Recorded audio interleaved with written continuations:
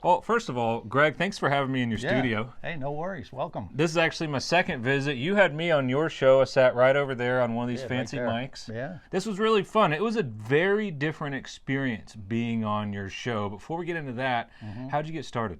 Well, in 1997, I had already been in radio for like 20 years, and I was managing a sports station in Orlando, Florida. And because I had that gig, I could golf free at any course in Orlando. I wasn't a golfer, but me and the other boss, the manager of the radio station, were divers, and we'd talk off and on. And I went into his office one afternoon, and I said, you know, this really blows. We could golf free at any course in Orlando, and I don't golf. Wouldn't it be great if we could dive for free? He goes, let's do a dive show. And I'm like, hey, we could do this. And so we put it on the air as an excuse to go diving on company time. It blew up on us.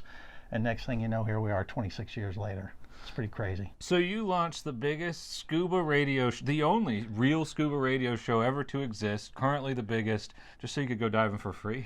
It was an excuse to go diving on company time. And, you know, once we got on the air, it was pretty obvious we had tapped into something much bigger than that. And we tried to, you know, morph it into a more noble cause to promote the dive industry to the masses and that kind of thing. But that is the truth. I wish I could say I was a genius and I had this great idea, but we literally just started as an excuse to go diving on company time. And here we are. So it's pretty sweet. How was that first episode? That first episode, you know, I don't remember a ton about it except the people we had on. One of the first guests we had was Captain Slate from Key Largo. He's a famous guy in the dive industry, and I remember seeing his ads on Skin Diver magazine, and he's feeding fish with his face. I'm like, this guy's insane. He'd be great. And sure enough, I got a hold of him. He said, yeah, I'll come on your show. And he lived up to the crazy, like a level I could never have imagined. And it was great. It was just great radio. And I knew, it was like, man, we got something here, you know? You do, and you're still here. We were talking just before we started about how interesting it is, and maybe we're just lucky because it's a dive industry, but how I've really not ran into any pushback about people being willing to come on. And you're saying the same thing. Oh, yeah. But when we started 26 years ago, I was right there in your fins, right? I'd go up to all these people I'd see in the dive magazines like Skin Diver and all these video shows and things. And I'm like, gosh, I'm a little intimidated. But you go talk to them, they're like, man, they're super enthusiastic. They bring you in. They love talking about diving. It's what brings us together. And I was like, man, I can really bond with this community. And it's just been amazing. It really has. I can underscore that 1,000 times. I had a dive shop, just like you, go diving all the time, teach. You just said something that hit home with me. And that is, people love talking about diving. And that's probably, anybody that's watching right now is proof positive of that. Sure.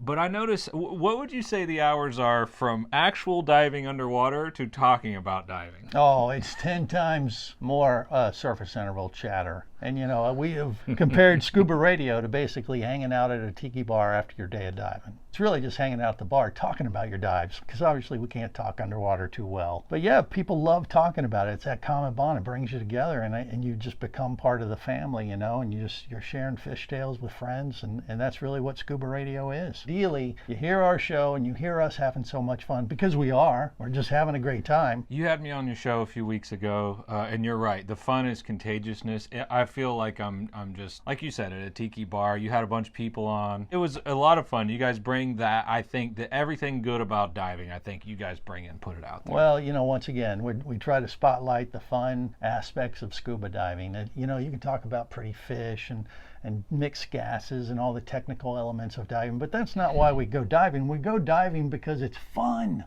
And then you get to share with your friends and you know, get back from the dive and sit there over a beer or whatever and talk about what you just saw or something. I mean, that sharing aspect of it, I just think is contagious. Like you said, it's fun, and that's what we try to focus on, and I think it's worked. I'm still here, so. Yeah, and you know, I've said this a million times that, like, you've heard of St. Patty's Day, and like none of us really know what it is, but we know we go out and drink, right? Right. It's an excuse to go and hang out and party. We're like, okay, yeah, sure, we'll wear green. We don't even know why. Right. And I always said diving, for me, it's almost the excuse to go do the big activity. But it is still fun standalone. Like, it's still good. And every time I say that, people are like, no, I like going diving for the diving. No, me too. I definitely agree with that. But I think the memories 5 and 10 and 20 years later, I remember all the funny things that happen with everybody, the conversations, you know, all the stuff, so-and-so jumping in without their fins on, you know, it's all that surrounding just social interaction. I always said diving is a social activity, but it's perfect for introverts. Oh yeah, definitely. Well, once again, you got the common bond of diving, and you instantly have something that you can relate to the other person with. Believe it or not, I do a radio show, and I'm pretty introverted too. I've scared the bejesus out of people over the years when I'd go out on a liveaboard trip, and they didn't necessarily know who this guy was. I just went as a guest, right? And then about halfway through the week, I'd break out my recorder and start doing our show, and they're like, who the hell is this guy? It's like, believe it or not, I'm a little shy in groups. I mean, when we first started, I didn't know how to, even approach people. But, when you start right off with that commonality of having something to talk about, which is scuba diving, you just get someone talking about diving. Oh, I love diving. The next thing you know, you're bosom buddies. You know what I mean? It just really works. Yeah, I've said it over and over again that scuba diving is generally a social activity that's perfect for introverts, and you're living proof. You said you were socially awkward and quiet around groups, and here you are now because of scuba diving with the largest radio. I mean, you're hosting a radio show. Right. Literally the opposite of being introverted. Well, that's what I've been told. And you do a great job. I love what you're doing. Terrestrial radio. Obviously, you're on the podcast, you're on YouTube, so you are on all kind of where everybody's migrated to now. But you're still on terrestrial radio, which is like the car dial one. Yeah, it's hard to believe. It's still out there. How does that work? Well, we've just been doing it so long. When we started Scuba Radio 26 years ago, 1997, April Fool's Day, by the way, is our anniversary. The internet was in its infancy at the time when we started, and websites were a big thing, and then social media and podcasting. We kind of went through all that, and as the times progressed, we were still a radio show. Because even with a podcast, it might be a little different, because we're a little bit more traditional with how we present the show, but it's more old school radio. But if you do it well enough, hopefully people respond to it well. And like I said, we've benefited from all that. And the longevity, I think, has helped a little bit too. Something a very recently lost art is the fun stuff you have on when the shows. I noticed it when the show's coming on. You got all these sound effects and the voices like coming on. To me, it reminds me like when the movie would come on, like 20th Century Fox or The Lion. Like it excites me. Right. It's like something fun about to happen. And so I like that. Don't ever stop doing that. Well, we do it to amuse ourselves more than anyone else. When I get feedback when we're out in public and people come up and say, hey, listen to the show, and I love it, and it's really nice, and that, it's very humbling when people do that. But I'll tell you, the thing that they always kick back at us is never like, oh, I loved it when you talked about that one scuba dive and the mixed gas. No, they talk about some bit we did comparing cave dives to a colonoscopy or something, some ridiculous nonsense. It's my production background. My buddy CJ's from radio too. So, there's a lot of old school morning show radio stuff. Morning show, that's the vibe I was getting. Yeah, I did it. Been there, done that way too long, but I did it. Well, it's paying off if you got one message out, like if you ever to get something across. Like I know it's mostly for fun and everything, but like occasionally you guys have a message or kind of a point you want to hit home. If you could boil that down into one or two, what would that be? Well, the main thing I think is you focus on fun and then you educate after. So infotainment kind of approach, you suck people in by hopefully creating an atmosphere that's fun first. And then, if they hang with you, if you've sucked them in a little bit, they're going to pick up some little tidbits about, where's the best place to dive, or here's a type of diving that I didn't consider. And it kind of gives divers something to chew on every week to get over that hump of, been there, dove that kind of attitude. You want to do that. And then you want to bring more people into it. So, overall, the thing that keeps you going is you're paying it forward. You're bringing more people into it and you're seeing their reaction to something that you may have turned them on to. And that's really fulfilling. I don't doubt it. Have you ever had anybody go and get scuba certified and then they tell you it's because of you? I have. Yes. Awesome. It's happened more than once and more than I could count. And that's, that's the best compliment in the world, Yeah. It really is. It is. Those are the things like you don't, maybe not in the moment, but when it does happen, you're like, hey, it's all worth it. You guys tend to just stay fun and light. You'll talk about the stuff, but I don't hear a lot of hard opinions. It's more jokes. I'll put stuff out sometimes. I'll put out a controversial issue, right? Whether it be split fins or how people hover and tech diving versus, all those things, mask on the foreheads. These things have all stirred the pot, right? Sure, yeah. Where I did not realize they would be so polarizing, but maybe that's the internet versus the radio. I don't know. But, man, do you get any crap from anybody ever? Oh, yeah. The main complaint we get over the years is you don't talk about diving enough. You know what? I'm not going to argue that because once again, if we just focused on scuba divers only, we'd alienate 95% of the audience because the people listening on the radio stations, they may or may not be scuba divers. People watch Shark Week not because they're divers or they're necessarily into sharks. They're attracted to the whole atmosphere, the adventure of what these guys are doing on TV. And once again, we're trying to create an atmosphere that sounds like we're having so much fun. People that are not divers might get sucked into our sport. I want to be a part of what those guys are doing. Exactly. So in that, balancing act of trying to give divers enough meat on the bone for them to stick around and learn something or whatever, and balancing that without going over the head of someone who's not a diver yet, but might have some interest to get sucked into our activity, there might be some friction there sometimes that you don't talk about diving enough. But, that's maybe more what the deeper podcast might be online, where you want to go deeper into the sport. And we're constantly trying to bring more people in. So that's kind of where we fit, on the pendulum in that regard. I think you're doing it right, because if you say, hey, we're just having fun here, we're not going to argue over split fins or paddle fins or, different agencies, all that stuff that I feel like doesn't do anything but create nonsensical barriers.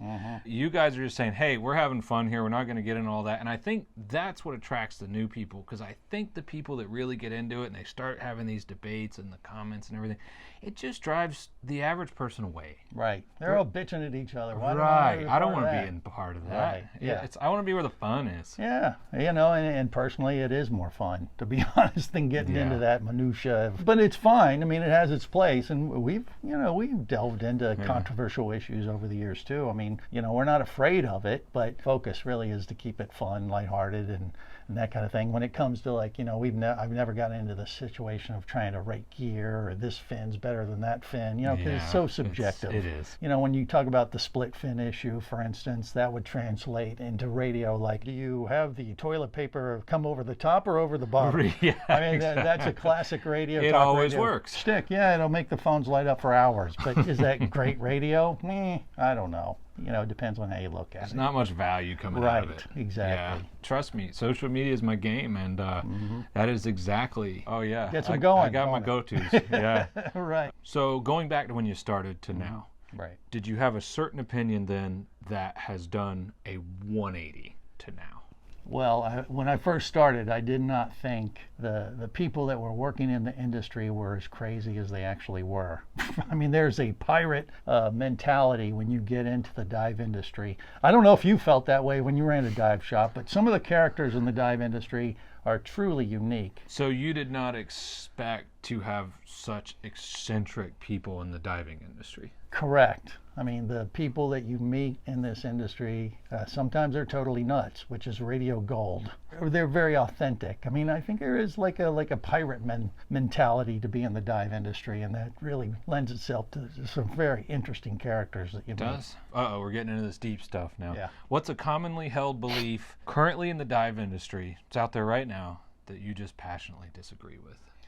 The one thing I would say is sometimes we get wrapped up too much in messaging for, say, like putting environmental issues first as opposed to fun. You're trying to get people like, hey, save the planet, which everybody wants to do. I've seen that pushed a little bit too much, where it becomes preachy right out of the box. And I think it's better to entertain, bring them in with the fun, and it's almost a natural progression. You're going to want to protect what you love. And I think sometimes when you throw the other thing up front, pushing beach cleanups and underwater cleanups and things like that, and which are great, they're all good, but I don't know if that should be the leading thing. And I think sometimes we lose focus. Like people are going scuba diving because they want to have fun. Don't lose that focus. All that other stuff lines up. You better make sure you're focusing on why they're doing it in the first place, which is to have fun, to do something really cool. Scuba diving is a superpower. I agree. We should be focused on that, I think. Put that in my kid's book. We wear a super suit. That's right. So while you agree with the conservation messaging, you think that should not be put out first. Put the fun out first, and you can integrate that once you've attracted the people into the sport.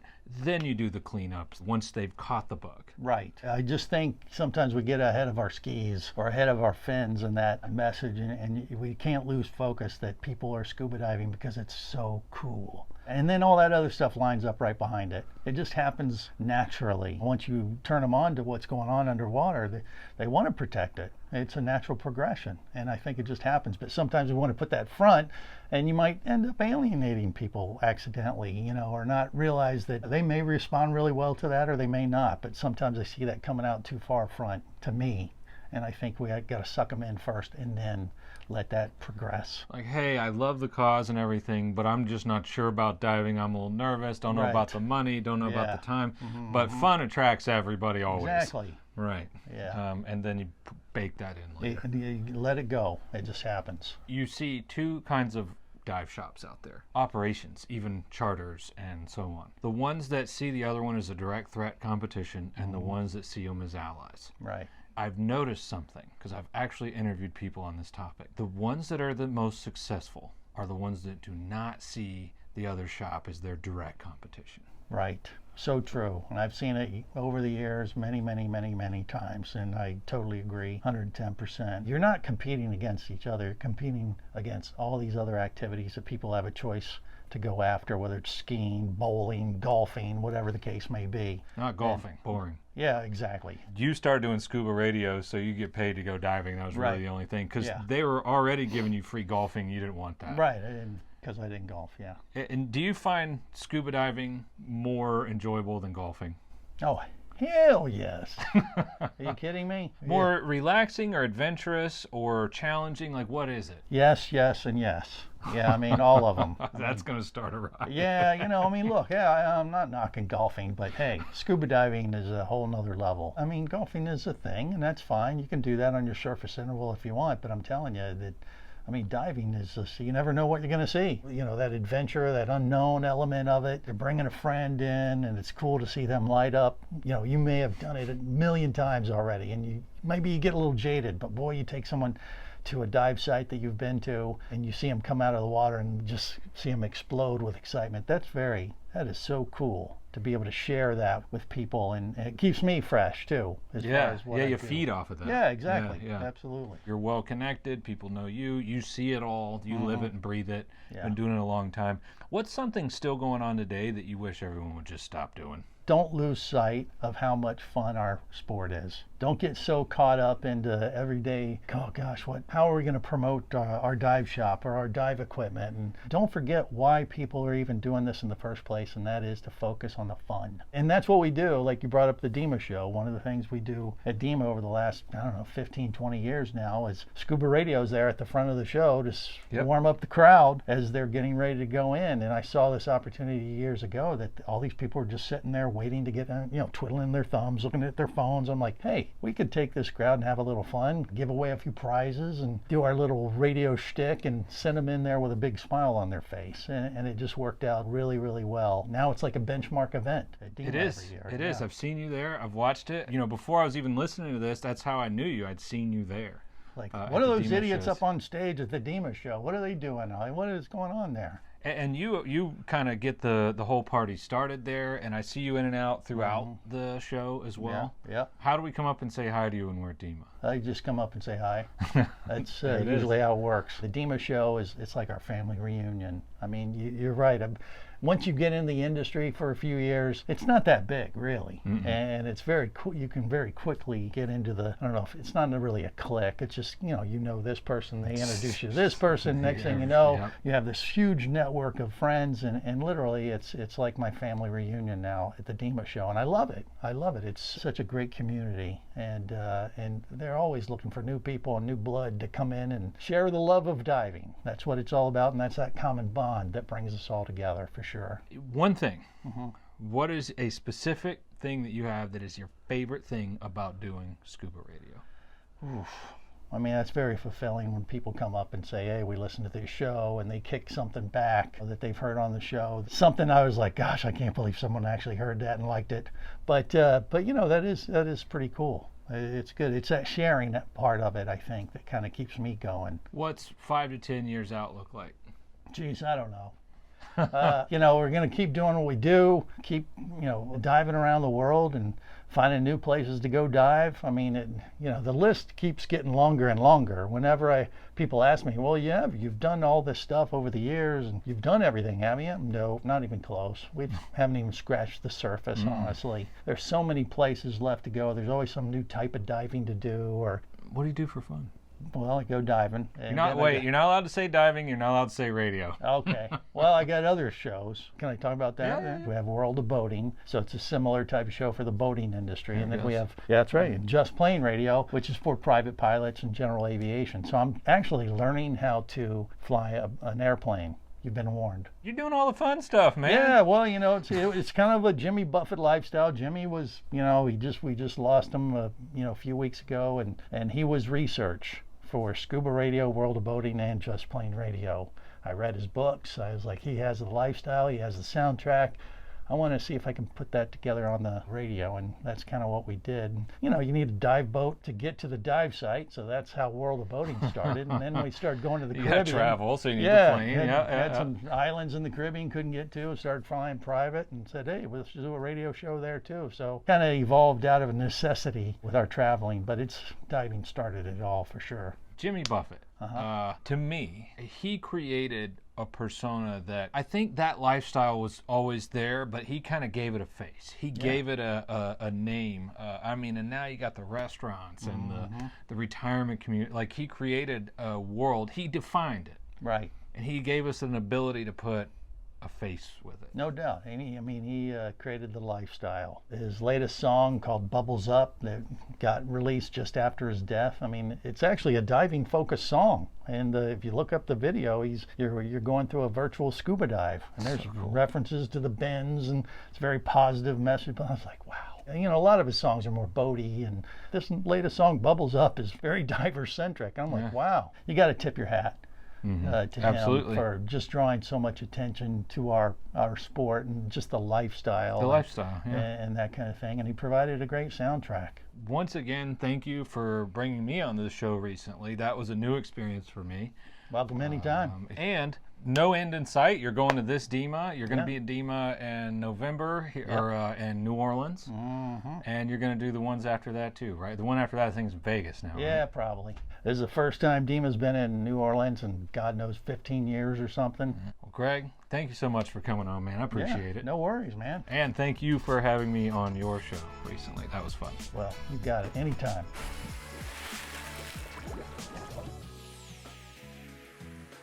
And if you want to support my channel, go to sweetwaterscuba.com. We have all the good stuff like the shirts, the hats, the stickers, everything. Autographed kids books are on there, and wholesale opportunities for retailers. Don't forget, we're on almost every major channel, put out daily content, new stuff all the time. I'm on live all the time, so hopefully I'll see you on either TikTok, Kenny_Dial, Instagram, Sweetwater_Scuba, Facebook, just search me, or just search me in your browser, Kenny Dial. One of those should come up. Finally, the YouTube channel has all the podcasts and all of the short form stuff. It actually kind of has everything in one spot. Either way, I hope to see you on one of these apps, on one of these pages. Whatever connects us to the underwater world, I hope to see you there. Let's show the rest of the world the rest of the world.